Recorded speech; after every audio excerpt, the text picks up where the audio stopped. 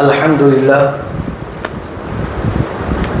لله نحمده ونستعينه ونستغفره ونؤمن به ونتوكل عليه ونعوذ بالله من شرور أنفسنا ومن سيئات أعمالنا من يهده الله فلا مضل له ومن يضلله فلا هادي له وأشهد أن لا إله إلا الله وأشهد أن محمدًا عبده ورسوله أما بعد فإن خير الحديث كتاب الله وخير الهدي هدي محمد صلى الله عليه وسلم وشر الأمور محدثاتها وكل محدثة بدعة وكل بدعة ضلالة وكل ضلالة في النار فأعوذ بالله من الشيطان الرجيم بسم الله الرحمن الرحيم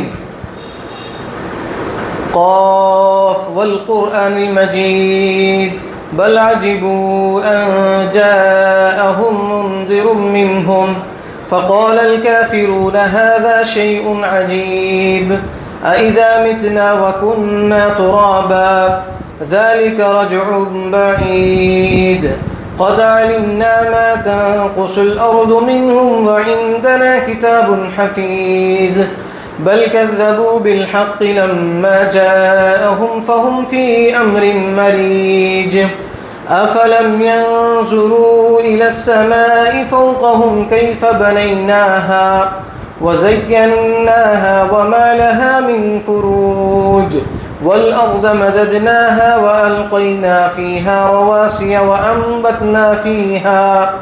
وأنبتنا فيها من كل زوج بهيج تبصرة وذكرى لكل عبد منيب بسم الله الرحمن الرحيم يا أيها الذين آمنوا اتقوا الله حق تقاته ولا تموتن إلا وأنتم مسلمون يا أيها الناس اتقوا ربكم الذي خلقكم من نفس واحدة وخلق منها زوجها وبث منهما رجالا كثيرا ونساء واتقوا الله الذي تساءلون به والأرحام إن الله كان عليكم رقيبا يا أيها الذين آمنوا اتقوا الله وقولوا قولا سديدا يصلح لكم أعمالكم ويغفر لكم ذنوبكم ومن يطع الله ورسوله فقد فاز فوزا عظيما وقال الله تبارك وتعالى في القرآن المجيد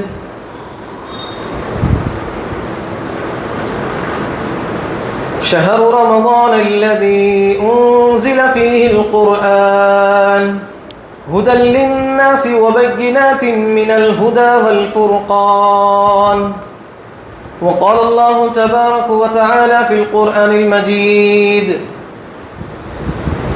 إنا أنزلناه في ليلة القدر وما أدراك ما ليلة القدر ليلة القدر خير من 1000 شهر تنزل الملائكة والروح فيها بإذن ربهم من كل أمر سلام هي حتى مطلع الفجر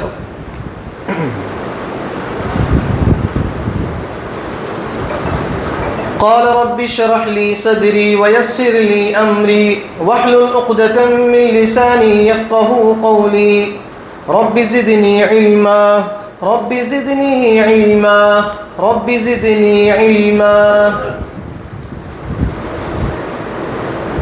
محترم میرے دینی بھائیوں، بزرگوں اور میرے عزیز ساتھیوں، سب سے پہلے تمام قسم کی تعریف و توصیف، کبریائی و بڑائی، ہر قسم کی حمد و ثنا سب کچھ اس اللہ رب العالمین کے لیے سزاوار ہے جس نے آج ہم سب کو یہاں پر کچھ دین کی باتیں سنانے اور ان باتوں کو دوسروں تک پہنچانے کا بہترین سے بہترین موقع عنایت فرمایا ہے، اور اس سے بڑھ کر کہیں زیادہ اللہ رب العالمین کا فضل ہم پر یہ ہے کہ اس نے ہمیں ماہ رمضان کا مہینہ ہمیں نصیب فرمایا ہے، رحمتوں والا، برکتوں والا، وسعتوں والا مہینہ ہمیں نصیب فرمایا ہے۔ تو ہمارے اوپر فرض بنتا ہے کہ ہم اس مہینے کے اندر خوب اعمال کر کے اللہ رب العالمین کو راضی کرنے کی ہمیں کوشش کرنا ہے، خوب نیکیاں کر کے ہم جہنم سے بچنے کی ہمیں کوشش کرنا ہے، خوب عبادتیں، خوب نیکیاں کر کے اس مہینے کے اندر جنت کو حاصل کرنے کی ہمیں کوشش کرنا ہے انشاءاللہ۔ اللہ تعالی ہم سب کو اس ماہ رمضان سے بھرپور استفادہ کرنے کی ہمیں توفیق عطا فرمائے، آمین۔ اس مختصر حمد و ثنا کے بعد درود و کروڑ و سلام ہو تمام انبیاء علیہم الصلاۃ والسلام پر، خصوصاً میرے اور آپ کے آخری جناب محمد عربی صلی اللہ علیہ وسلم پر، جن کو اللہ رب العالمین نے اس دنیا کے اندر رحمت للعالمین بنا کر مبعوث فرمایا، بشیر و نذیر بنا کر مبعوث فرمایا۔ تو میرے محترم بھائیوں، آج میں آپ کے سامنے قرآن مجید کی عظمت اور اس کی فضیلت آپ کے سامنے قرآن اور حدیث کی روشنی میں چند باتیں رکھنے کی کوشش کروں گا۔ ضرورت اس بات کی ہے کہ جو باتیں یہاں پر بیان کی جاتی ہیں ان باتوں کو غور و فکر کے ساتھ سننے کی آپ کوشش کریں گے، اور ان باتوں کو سن کر اپنی اصلاح کرنے کی کوشش کریں گے، اور ان باتوں کو سن کر دوسروں تک بھی پہنچانے کی کوشش کریں گے انشاءاللہ۔ عمل کریں گے میرے بھائی انشاءاللہ۔ تو اس ماہ رمضان کی مناسبت سے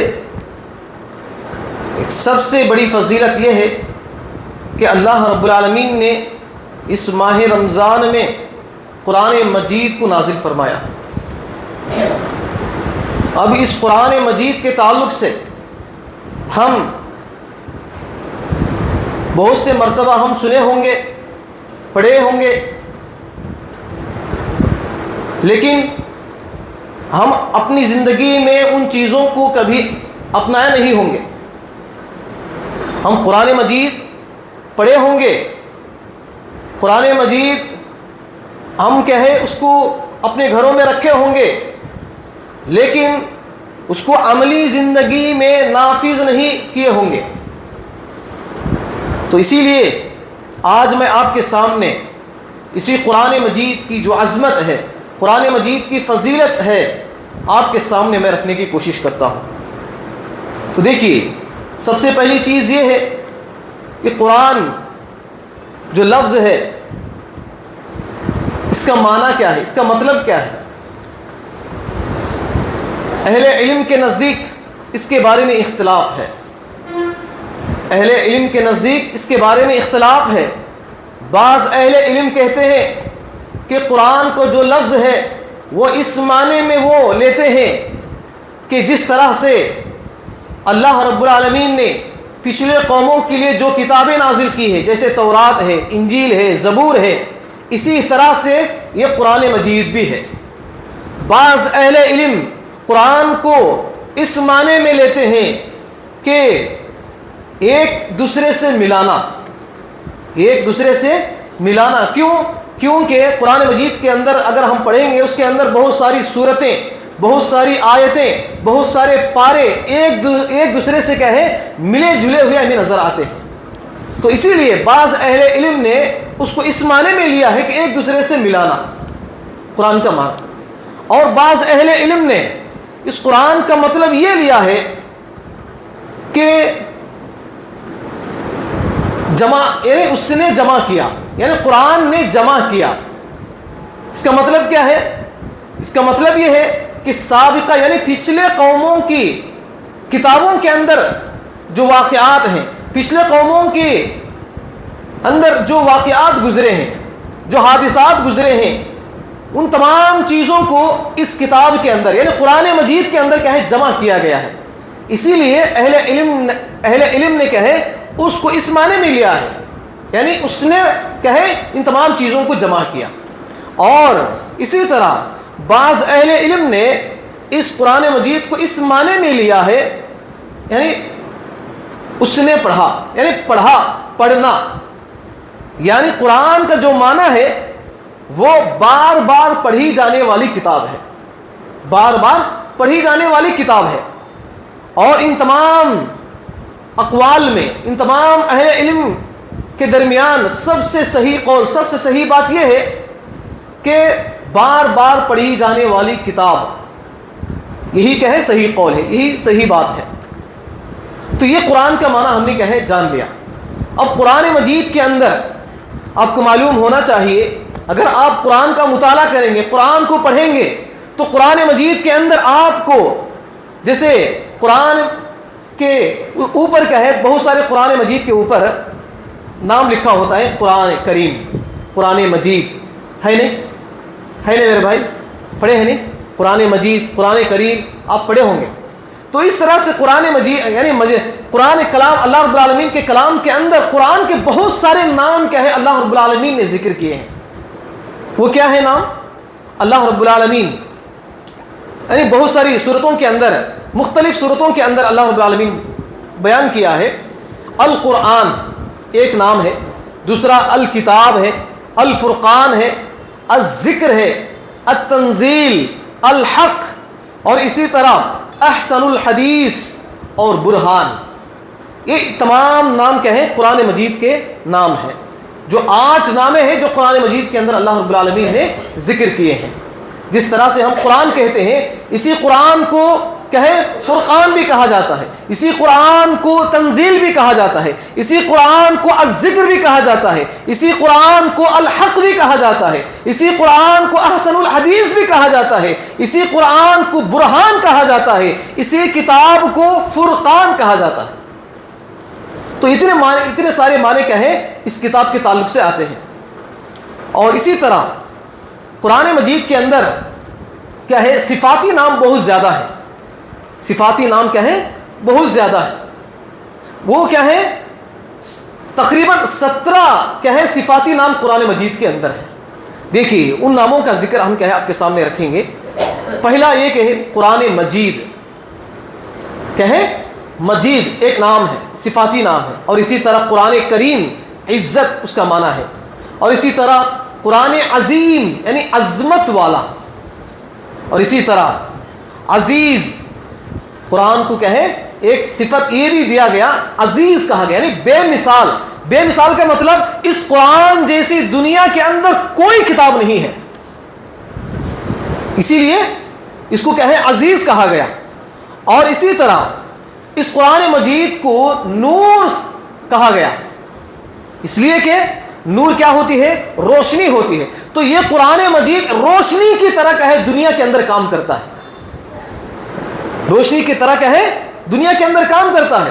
یہ قرآن بہت سارے لوگوں کو نور کی طرف لانے کی کوشش کرتا ہے. جو لوگ اندھیروں میں ہیں, رات کی تاریکیوں میں, گناہوں کی تاریکیوں میں ڈوبے ہوئے ہیں, ان کو یہ قرآن مجید کیا کرتا ہے, نور کی طرف, روشنی کی طرف کیا ہے کھینچ کر لاتا ہے. تو اسی لیے قرآن مجید کے اندر کیا ہے باقاعدہ اس قرآن کو نور بھی کہا گیا ہے. اور اسی طرح موعظہ بھی کہا گیا ہے.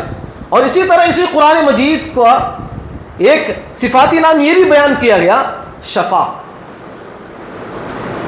کیا ہے شفا, شفا یا شفا, یعنی اگر کوئی شخص کہے بیمار ہو جاتے ہیں تو اس کی شفا کے لیے کیا ہے ہم کیا ہے دعا کرتے ہیں. تو یہ قرآن مجید کیا ہے انسانوں کے دلوں کے اندر جو بیماریاں ہیں, جسمانی اعتبار سے جو بیماریاں ہیں, اس کو یہ قرآن مجید کیا کرتا ہے ختم کر دیتا ہے, دور کر دیتا ہے. اسی لیے اس قرآن مجید کو بھی کیا کہا گیا, شفا کہا گیا. تو اسی طرح اور ایک نام یہ بھی کہا گیا ہدا. یہ قرآن مجید آپ کو ہدایت کی طرف لے کر جاتا ہے. آپ گمراہ ہیں, آپ کیا ہیں گمراہ ہیں، مطلب کیا ہے آپ گنہگار ہیں، شراب پیتے ہیں، جھوٹ بولتے ہیں، زنا کرتے ہیں، چوری کرتے ہیں، یہ گناہ، یہ تمام گناہوں میں آپ ملوث ہیں، تو یہ قرآن مجید کو اگر آپ پڑھیں گے تو یہ قرآن مجید آپ کو کیا کرے گا؟ آپ کو ہدایت کی طرف لے کر جائے گا، ان گناہوں سے آپ کو پاک کرے گا، نیکیوں کی طرف آپ کو لے کر جائے گا، اللہ رب العالمین کی رضامندی کی طرف آپ کو کیا ہے لے کر جائے گا۔ اسی لیے اس کا نام کیا ہے؟ ہدایت رکھا گیا، ہدا۔ اور اسی طرح اس قرآن مجید کو کیا ہے؟ رحمت بھی کہا گیا ہے۔ کیا کہا گیا؟ رحمت۔ اور اسی طرح اسی قرآن مجید کو مبارکن کہا گیا۔ مبارک، مبارک کا معنی معلوم ہے؟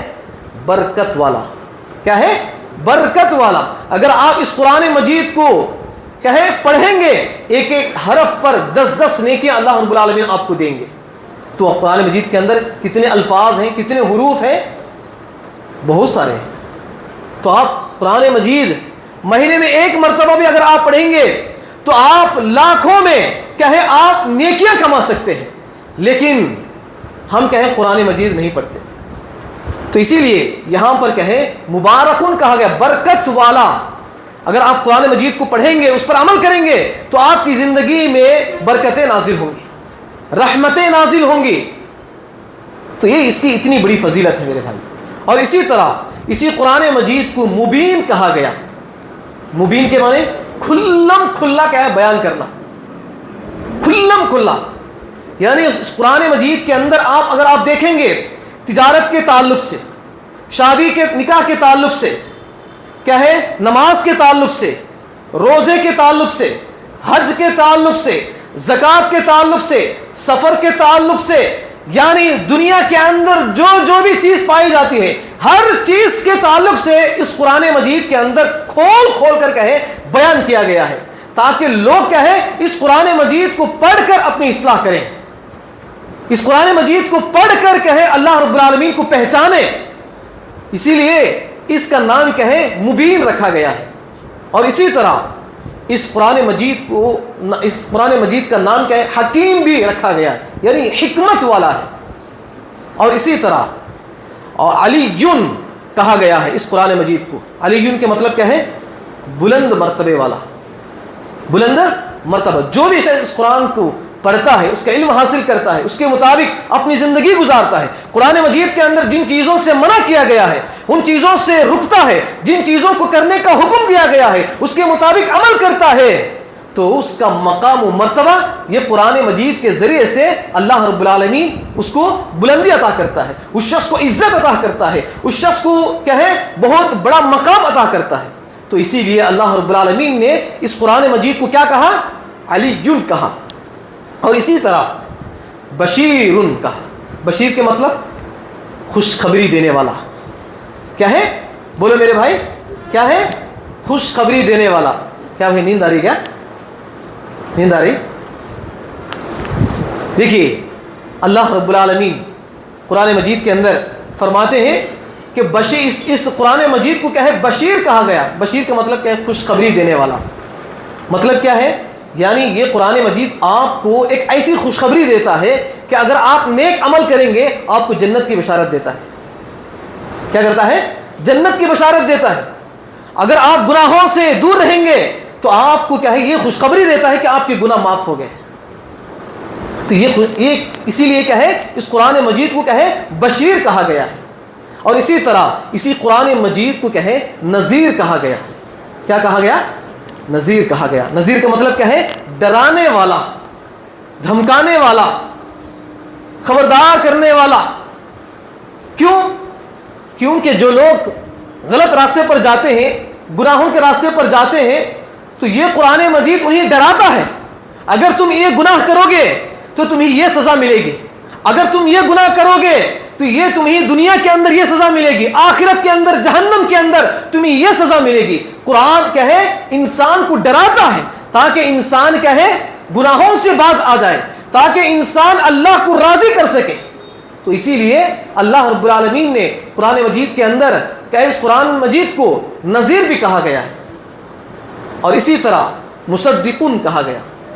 مصدقن تصدیق کرنے والا، یعنی پچھلے قوموں کے جو واقعات ہیں، پچھلے قوموں کے اندر انبیاء اکرام کے جو حادثات ہیں، آدم علیہ السلام سے لے کر حضرت عیسیٰ علیہ السلام تک جتنے بھی انبیاء اس دنیا کے اندر گزرے ہیں، ان تمام انبیاء اکرام کے واقعات کیا ہے اس قرآن مجید کے اندر ذکر کیے گئے ہیں، تصدیق کیا گیا ہے کہ یہ کیا ہے پچھلی قوموں کے اندر یہ تمام چیزیں، یہ تمام واقعات ہوئے ہیں، اسی لیے تم کیا کرو، اس کو پڑھ کر کیا ہے اپنے آپ کی اصلاح کرو۔ اور اسی طرح اس قرآن مجید کو مہیمن بھی کہا گیا ہے۔ کیا کہا گیا؟ مہیمن۔ اس کا مطلب یہ ہے حفاظت کرنے والا۔ یہ قرآن مجید کی آپ حفاظت کریں گے، کیسے حفاظت کرنا؟ بولے میرے بھائی، اس قرآن مجید کی حفاظت کیسے کرنا؟ ایک اچھا لفافہ خرید لے کو، اس کے اندر رکھو، اچھی طرح سے لپٹ کو، اس کو کیا ہے کچھ عطر وغیرہ خوشبو لگا کر کیا ہے اچھا محراب، اس کے لیے کیا ہے گھر کے اندر قرآن رکھنے کے لیے ہی کیا ہے محراب بنایا جاتا ہے اور اس کو سجایا جاتا ہے، تو وہاں پر کیا ہے رکھ کر کیا ہے اس کو بند کر دیا جاتا ہے۔ یہ حفاظت ہے کیا میرے بھائی؟ یہ حفاظت ہے؟ نہیں میرے بھائی، یہ اس کو حفاظت نہیں کہتے ہیں، بلکہ قرآن کی حفاظت یہ ہے کہ قرآن مجید کے اندر جو احکام ہیں، جو مسائل ہیں، جو باتیں اللہ رب العالمین نے بتائی ہیں، ان باتوں کو اپنی زندگی میں حفاظت کرنا ہے، اپنی زندگی میں نافذ کر کے ہمیں کیا کرنا ہے؟ ان باتوں کی حفاظت کرنا ہے۔ احکام تو قرآن مجید کے اندر ہیں، قیامت تک باقی رہیں گے، لیکن وہ اعمال، وہ نیکیاں، وہ عبادتیں، وہ آپ کی زندگی میں کب آئیں گے؟ بولو میرے بھائی، جو قرآن مجید کے اندر ہے وہ آپ کی زندگیوں میں کب آئیں گی؟ تب آپ کیا ہے اس کو پڑھیں گے، اس کی قرآن مجید کی باتوں کی حفاظت کریں گے، تبھی جا کر کہے حقیقی معنوں میں وہ حفاظت ہوگی۔ تو یہ تمام صفات کیا ہے اللہ رب العالمین نے قرآن مجید کے اندر کیا ہے بیان کیے ہیں میرے بھائی۔ 17 صفات کیا ہے اللہ رب العالمین نے بیان کیے ہیں۔ اور اسی طرح میرے محترم بھائیو، یہ چند چیزیں ہیں جو بنیادی طور پر کہے قرآن مجید کے تعلق سے کہے ہم نے آپ کے سامنے کہے رکھنے کی کوشش کی ہے۔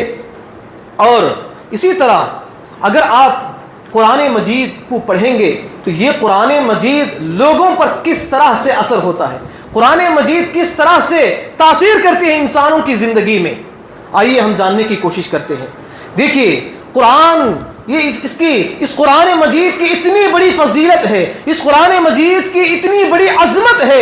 اللہ رب العالمین نے اس قرآن مجید کو جب پہاڑ پر نازل کرنا چاہا، پہاڑ پر اتارنا چاہا، تو یہ پہاڑ جو کہے بہت مضبوط ہوتے ہیں، اس دنیا کو کہے قائم رکھنے کے لیے اللہ رب العالمین نے جو پہاڑ بنائے ہیں، اس پہاڑ پر اس قرآن کو نازل کیا، تو اللہ رب العالمین تو یہ پہاڑ کیا ہے اس کی خوف کی وجہ سے، اس کی خشیت کی وجہ سے وہ ریزہ ریزہ ہو جاتے ہیں، وہ دب جاتے ہیں۔ اللہ رب العالمین فرماتے ہیں لو انزلنا هذا القرآن على جبل لرأيته خاشعا متصدعا من خشیت اللہ، اگر اس قرآن مجید کو کسی پہاڑ پر اتار دیتے، نازل کر دیتے، تو تم دیکھتے کہ وہ پہاڑ خشیت سے، خوف سے، ڈر سے وہ ریزہ ریزہ ہو جاتا۔ تو یہ قرآن مجید کی اتنی بڑی عظمت ہے، لیکن یہ قرآن مجید کی اہمیت اور اس کی عظمت، اس کی قدر و منزلت ہماری زندگیوں میں کہیں پر بھی نظر نہیں آتا ہے۔ تو دیکھیے، اور اسی طرح قرآن کی آیتیں سن کر مسلمان ہی نہیں بلکہ ایک غیر مسلم بھی کیا ہو جاتے ہیں؟ ان کے دل نرم ہو جاتے ہیں، ان کے دل ڈر جاتے ہیں، ان کے آنکھوں سے آنسو آ جاتے ہیں، ان کے دلوں سے بھی کیا ہے آنسو آ جاتے ہیں۔ کب؟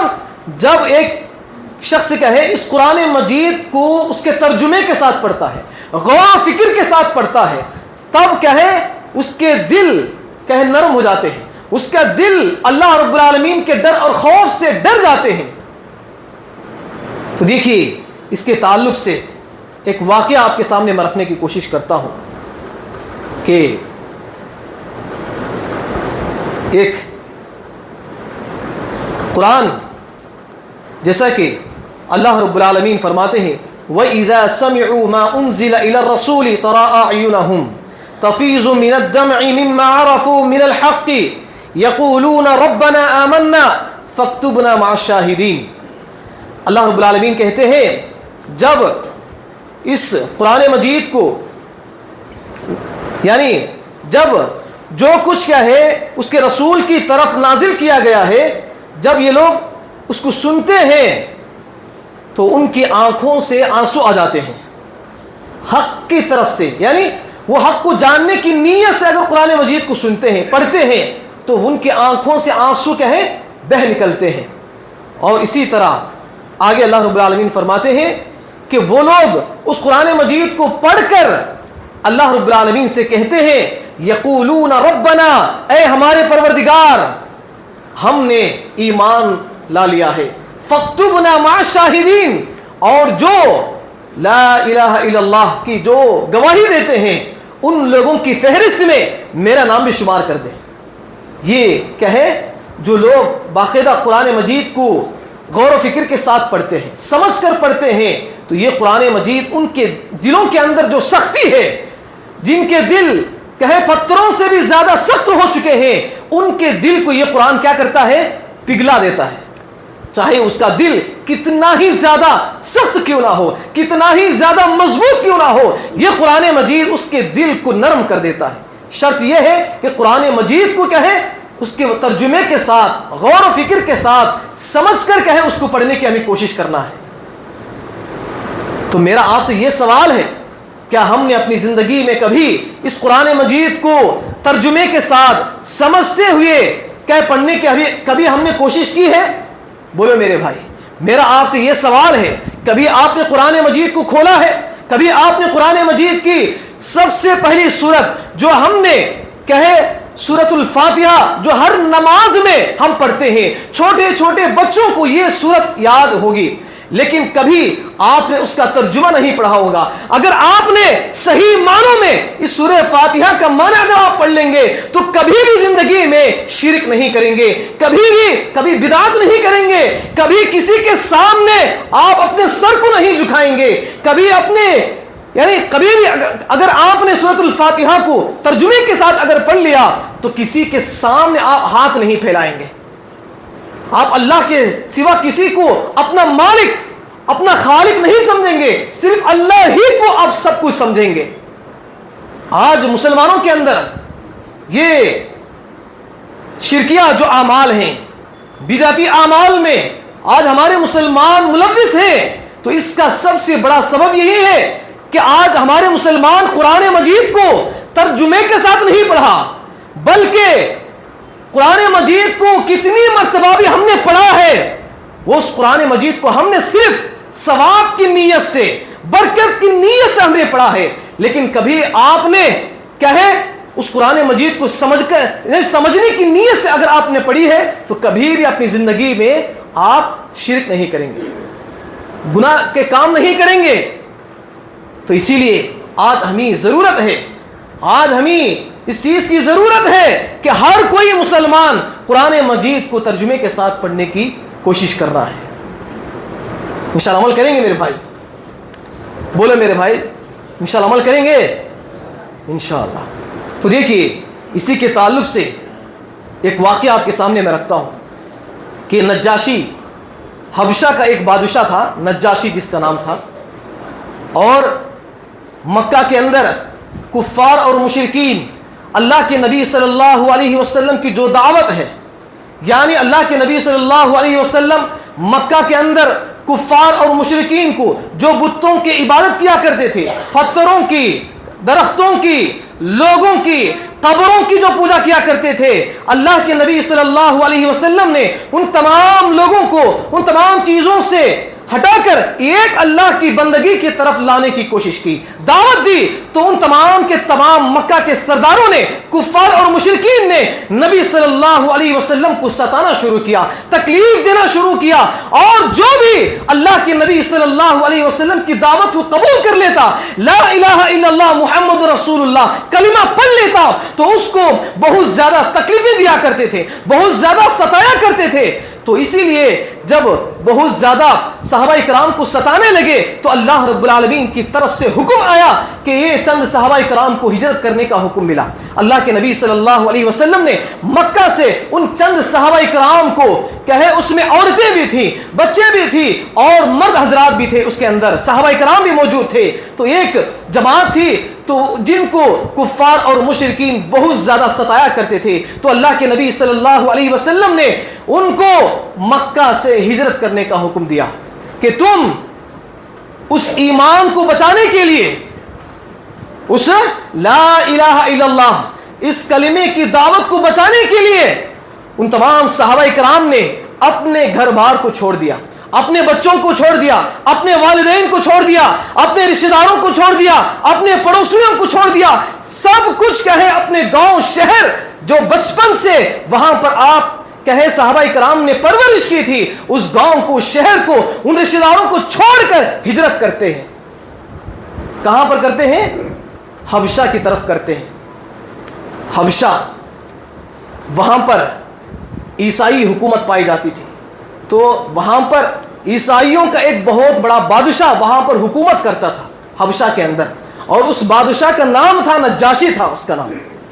اور یہ جو صحابہ کرام مکہ سے نکل کر جب حبشہ پہنچے تو مکہ کے جو لوگ تھے، ستانے والے تھے کفار و مشرکین، تو مکہ کے جو بڑے بڑے جو سردار تھے وہ بھی ان کے پیچھے چلنے لگتے ہیں، اور حبشہ کی دربار میں، نجاشی کے دربار میں حاضر ہوتے ہیں، اور اس بادشاہ سے کہتے ہیں، اور اس کے بادشاہ کے سامنے بہت سارے تحفے، تحائف، گفٹس وغیرہ لے کر جاتے ہیں، جا کر کہے اس کو دیتے ہیں۔ بادشاہ کو دینے کے بعد اس بادشاہ سے کہتے ہیں کہ اے مالک، کیا ہے یہ لوگ جو مکہ سے آپ کے پاس آئے ہوئے ہیں، انہوں نے ایک نیا دین کہے ایجاد کر لیا ہے، انہوں نے اپنے باپ دادا کے دین کو چھوڑ دیا ہے، اسی لیے آپ انہیں ہمارے حوالے کر دیں تاکہ ہم ان کو کہیں مکہ لے کر جائیں، ہم اصلاح کریں گے ان کی۔ اس طرح سے کہیں کفار اور مشرکین بادشاہ سے کہتے ہیں، تو بادشاہ حبشہ کہے ٹھیک ہے آپ کی بات تو میں سن لیا، ان کی بات بھی میں سن لیتا ہوں، ان کی بات بھی کہے میں سن لیتا ہوں۔ پھر بادشاہ کہے ان صحابہ کرام کو بلاتا ہے، اپنے دربار میں بلاتے ہیں، تو بہت سارے صحابہ کرام اس کے دربار میں حاضر ہوتے ہیں۔ حاضر ہونے کے بعد حبشہ کہے سوال کرتا ہے کہ تم کس چیز کی عبادت کرتے ہو، کس کو پکارتے ہو؟ تو وہاں پر ایک صحابی تھے، وہ صحابی اسی قرآن مجید کی ایک آیت تلاوت کرتے ہیں، چند آیتیں پڑھتے ہیں حضرت مریم علیہ السلام کے تعلق سے اور حضرت عیسیٰ علیہ السلام کے تعلق سے آیتیں پڑھتے ہیں، تو اس کے آنکھوں سے آنسو آ جاتے ہیں۔ کیوں؟ کیونکہ قرآن مجید کی جو آیتیں جو بھی شخص سمجھ کر سنتا ہے، سمجھ کر پڑھتا ہے، سمجھ کر اپنی زندگی گزارتا ہے، تو وہ کبھی بھی اللہ کو ناراض نہیں کرتا۔ تو اسی لیے تو وہ بادشاہ اس قرآن مجید کی آیتیں سن کر کہے اس کی آنکھوں سے آنسو آ جاتے ہیں، تو فوراً کہے ان کو وہاں پر پناہ دے دیتا ہے، ان صحابہ کرام کو کیا کرتا ہے، ان کو تکلیف نہیں دیتا اور ان کفار و مشرکین کے حوالے بھی نہیں کرتا، بلکہ ان کو امان و امان کے ساتھ، حفاظت کے ساتھ ان کو وہیں پر کہے اپنے پاس رکھ لیتا ہے، ان کا انتظام کرتا ہے، کھانے پینے کی تمام سہولیات ان کا انتظام کرتا ہے۔ یہ قرآن کی کہے عظمت ہے میرے بھائی، اتنی بڑی فضیلت ہے قرآن کے تعلق سے۔ تو اسی لیے ہمارے لیے ضروری ہے کہ ہم کہے صرف برکت کی نیت سے نہ پڑھیں، برکت کی نیت سے نہ پڑھیں۔ بہت سارے لوگ ہیں قرآن مجید کو صرف گھر کے اندر برکت کے لیے پڑھتے ہیں، بہت سارے لوگ ہیں جو اس قرآن مجید کو اپنے کہیں دکانوں میں رکھے ہوئے ہیں، اور دکانوں میں بھی صرف اور صرف برکت کے لیے پڑھتے ہیں۔ भाई बरकत के लिए नहीं मेरे भाई, अपनी ज़िंदगी की इस्लाह के लिए पढ़ो। कुरान मजीद कहे पढ़ेंगे तो उसका सवाब ज़रूर मिलेगा, लेकिन कुरान मजीद के अंदर आपको ये भी कहा गया है कि अगर तुम उसको समझकर पढ़ोगे तो तुम्हारी ज़िंदगी इस दुनिया के अंदर भी कामयाब हो जाएगी और आखिरत के अंदर भी कामयाब हो जाएगी। इंशाअल्लाह अमल करेंगे मेरे भाई, इंशाअल्लाह। और इसी तरह मेरे मुहतरम भाइयों, आखिरी 2-3 बातें कह अपनी बात को मैं ख़त्म कर देता हूँ। कुरान मजीद की फजीलत के ताल्लुक़ से क्या है, अल्लाह रब्बुल आलमीन कुरान मजीद के अंदर फरमाते हैं कि ये कुरान मजीद रमज़ान के महीने में लैलतुल क़द्र वाली रात में अल्लाह रब्बुल आलमीन ने इस कुरान मजीद को नाजिल फरमाया। तो उस फजीलत वाली जो रात है, जिस रात में अल्लाह रब्बुल आलमीन ने कुरान को नाजिल फरमाया, तो वो रात 80 पर 3 साल की इबादत से भी ज़्यादा बेहतर है। अगर कोई शख्स उस लैलतुल क़द्र को पा लेता है, उस लैलतुल क़द्र में इबादतें कर लेता है, तो वो 80 पर 3 साल गुजार करके जितनी इबादत वो कर सकता है, उससे कहीं ज़्यादा सवाब क्या है, अल्लाह रब्बुल आलमीन उसको नवाजते हैं। तो इसीलिए हम कहें इस लैलतुल क़द्र वाली रात को हमें कभी भी नहीं छोड़ना है, बल्कि उसको ज़रूर कहे हमें हासिल करके कोशिश करना है। इंशाअल्लाह अमल करेंगे मेरे भाई, इंशाअल्लाह। और इसी तरह मेरे मुहतरम भाइयों, ये कुरान मजीद जो लोग अपनी ज़िंदगी में कहे तर्जुमे के साथ पढ़ते हैं, अमल करने की नीयत से पढ़ते हैं, गुनाहों से बाज आने के लिए पढ़ते हैं, नेकियां कमाने के लिए पढ़ते हैं, जन्नत को हासिल करने के लिए इस कुरान मजीद को पढ़ते हैं, जहन्नम से बचने के लिए आप पढ़ते हैं, तो यही कुरान मजीद कल क़यामत के दिन आपकी सिफारिश करेगा। कुरान अल्लाह रब्बुल आलमीन के सामने कहेगा, ऐ अल्लाह रब्बुल आलमीन इस बंदे को जहन्नम से नजात दे दे, जहन्नम से इसे दूर कर दे, इसलिए कि यह शख्स दुनिया के अंदर मुझे पढ़ा करता था, मुझे गौर फिक्र किया करता था, मेरे मुताबिक अपनी जिंदगी गुजारा करता था और कहे गुनाहों से बाज रहकर कहे जिंदगी गुजारा करता था, इसीलिए तो इस बंदे को जहन्नम के अजाब से तू बचा ले। ये कुरान मजीद कहे वहां पर हमारी सिफारिश करेगा मेरे भाई। तो इस कुरान मजीद की इतनी बड़ी अजमत है, लेकिन आज हमने इस अजमत को, इसकी कदरों कीमत को हमने भुला दिया है। आज हम दुनिया की जो बड़ी बड़ी जो किताबें हैं, बड़ी बड़ी जो उलूम हैं, वो तो हम पढ़ लेते हैं, उसके मुताबिक अपनी जिंदगी गुजार लेते हैं, लेकिन जिंदगी भर में एक शख्स की 60-70 साल 80 साल जिंदगी है, लेकिन कभी आपने इस कुरान मजीद को कहे तर्जुमे के साथ पढ़ने की कोशिश की है? हरगिज नहीं है मेरे भाई, हरगिज नहीं है। आज हमें मुसलमानों के जो जिल्लत रुसवाई आज मुसलमानों के दरमियान देखी जा रही है, उसका सबसे बड़ा सबब यही है कि आज मुसलमान इस कुरान से दूर है। इसीलिए अगर आप इस कुरान मजीद की हिफाजत करेंगे तो ये भी आपकी हिफाजत करेगा। इसीलिए कहे आज मुसलमान कहे हर जगह कहे जिल्लत रुसवाई का सामना करना पड़ रहा है, हर जगह कहे जिल्लत रुसवाई का शिकार हो रहे हैं मुसलमान। तो इसीलिए जरूरत इस बात की है मेरे भाइयों कि कहे हर कोई, हर मुसलमान कहे, मुसलमान उसी को कहा जाता है जो कुरान मजीद को पढ़ता है, मुसलमान उसी को कहा जाता है जो कुरान के मुताबिक अपनी जिंदगी गुजारता है। जो शख्स, जो मोमिन, जो मुसलमान सिर्फ अपना नाम अब्दुल रहमान रख लिया, कहे अब्दुल्ला रख लिया, वो शख्स कहे मुसलमान नहीं है, बल्कि हकीकी मुसलमान वो है कि कुरान मजीद को तर्जुमे के साथ पढ़कर कहे अपनी जिंदगी गुजारता है। उसी शख्स को यही कुरान मजीद कहे उस शख्स को मुसलमान कहता है, मोमिन कहता है, और उस शख्स को मोमिन और मुसलमान नहीं कहता जो इस कुरान मजीद को नहीं पढ़ता है। तो आप अपने दिल पर हाथ रखकर आप ही सोच लीजिए कि आप कहें मुसलमान हैं या आप मोमिन हैं या आप काफिर हैं, आप खुद कहें, फैसला कर लीजिए, आपके ऊपर मैं छोड़ देता हूं। आखिरी एक बात कहकर अपनी बात को खत्म कर देता हूं मेरे भाइयों, कि आखिरी बात यह है कि जो लोग इस दुनिया के अंदर कुरान पढ़ने के लिए सुस्ती, काहली, बेजारगी कहे इजहार करते हैं, कुरान पढ़ने में, कुरान को समझ उसका तर्जुमा पढ़ने में सुस्ती काहली बरतते हैं, ऐसे लोगों के ताल्लुक से अल्लाह रब्बुल आलमीन ने कुरान मजीद के अंदर एक आयत बयान किया। उसके अंदर अल्लाह के नबी सल्लल्लाहु अलैहि वसल्लम कौन है? اللہ کے نبی صلی اللہ علیہ وسلم جب تمام لوگوں کو قیامت کے دن حشر کے میدان میں جمع کیا جائے گا تو وہاں پر اللہ کے نبی صلی اللہ علیہ وسلم ہمارے تعلق سے شکایت کریں گے، اے رب العالمین، اے میرے پروردگار، یہ لوگ قرآن مجید کو انہوں نے ٹھکرا دیا، انہوں نے قرآن مجید کو، ان کے پاس موجود تھا، ان کے اندر سمجھ اور عقل تمام چیزیں ان کے پاس موجود تھیں، لیکن اس کے باوجود بھی ان لوگوں نے قرآن مجید کو چھوڑ دیا، قرآن مجید کو نہیں پڑھا، قرآن مجید کے بغیر انہوں نے اپنی زندگی گزاری ہے۔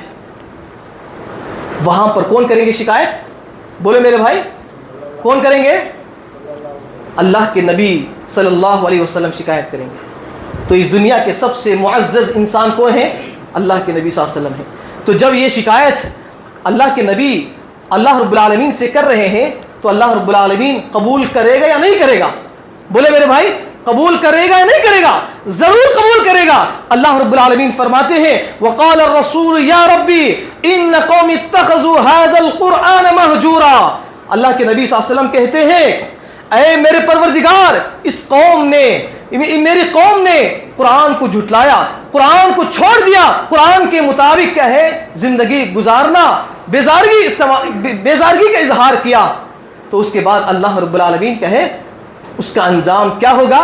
وہاں پر آپ کو معلوم ہوگا۔ جو لوگ قرآن مجید کو نہیں پڑھتے ہیں، جیسا کہ پچھلے جو جمعہ کے اندر میں نے آپ کے سامنے جہنم کے اندر جو عذابات دیے جا رہے تھے، گناہوں کی سزائیں دیے جا رہے تھے، وہ تمام چیزیں آپ کے سامنے میں نے بیان کی تھی۔ جو قرآن مجید کو نہیں پڑھتے ہیں وہ تمام سزائیں بھی آپ کو بھگتنا پڑے گا میرے بھائی۔ تو اسی لیے ضرورت اس بات کی ہے کہ یہ ماہ رمضان کا مہینہ ہے اور یہ قرآن کا مہینہ ہے، یہ رحمتیں حاصل کرنے کا مہینہ ہے، برکتیں حاصل کرنے کا مہینہ ہے، نیکیاں جمع کرنے کا مہینہ ہے۔ اور اس ماہ رمضان سے سب سے بڑی بات یہ ہے کہ اس مہینے کے ذریعے سے ہم پچھلے رمضان میں یا پچھلی زندگیوں میں ہم نے جتنے بھی گناہ کام کیے ہیں ان تمام گناہوں کی بخشش کرنے کا آپ کو یہ موقع ملا ہے، یہ مہینہ ملا ہے، یہ دن آپ کو ملے ہیں۔ تو اسی لیے آئندہ رمضان آپ کو ملے گا یا نہیں ملے گا آپ کو یہ کوئی گارنٹی نہیں دے سکتا۔ اسی لیے اب رمضان کے جو باقی جو دن بچے ہوئے ہیں ان دنوں کے اندر ان دنوں کو غنیمت جانتے ہوئے اس کی قدر کریں، اس میں روزے رکھیں، توبہ استغفار کریں، قیام اللیل کا اہتمام کریں اور صدقہ و خیرات کریں، اور اسی طرح توبہ استغفار کرتے رہیں۔ انشاءاللہ عمل کریں گے میرے بھائی انشاءاللہ۔ تو یہ چند باتیں تھیں میرے بھائیوں جو میں نے آپ کے سامنے رکھنے کی کوشش کی ہے۔ ضرورت اس بات کی ہے کہ جو باتیں ہم نے آپ کے سامنے بیان کی ہیں، سب سے پہلے آپ ان باتوں کو اپنے اصلاح کرنے کی کوشش کریں اور اپنے گھر والوں کو بھی، اپنے پڑوسیوں کو بھی اور اپنے دوستوں کو بھی ان باتوں کو وہاں تک پہنچانے کی آپ کوشش کریں گے انشاءاللہ۔ عمل کریں گے میرے بھائی انشاءاللہ۔ آخر میں اللہ رب العالمین سے دعا ہے اللہ تعالی ہم سب کو ان کئی باتوں پر عمل کرنے کی توفیق عطا فرما۔ اے اللہ ہم سب کو 5 وقت کی نماز پابندی کے ساتھ ادا کرنے کی توفیق عطا فرما۔ اے اللہ ہم سب کو قرآن مجید کو اس کے ترجمے کے ساتھ، غور و فکر کے ساتھ، تدبر کے ساتھ سمجھ کر پڑھنے کے بھی توفیق عطا فرما۔ اے اللہ ہم سب کو نبی صلی اللہ علیہ وسلم کے سنت کے مطابق اپنی زندگی بسر کرنے کی توفیق عطا فرما۔ اے اللہ ہم سب کو شرک اور بدعات، بڑے بڑے گناہوں سے، کبیرہ گناہوں سے ہمیں حفاظت عطا فرما۔ اے اللہ ہم سب کو مرتے دم تک توحید پر قائم رہنے کی توفیق عطا فرما۔ اے اللہ ہم سب کو آپس میں محبت و اخوت، بھائی چارگی کے ساتھ، ملنساری کے ساتھ زندگی بسر کرنے کی توفیق عطا فرما۔ اے اللہ ہم سب کو اس ماہ رمضان سے بھرپور نیکیاں حاصل کرنے کی بھی توفیق عطا فرما۔ اے اللہ ہم سب کو جنت الفردوس میں اعلیٰ مقام عطا فرما۔ اے اللہ ہم سب کے گناہوں کو اس ماہ رمضان میں بخشش طلب کرنے کی بھی توفیق عطا فرما۔ اے اللہ ہم سب کو جہنم جیسی قبیح جگہ سے ہمیں حفاظت عطا فرما۔ آمین یا رب العالمین۔ السلام علیکم و رحمۃ اللہ وبرکاتہ۔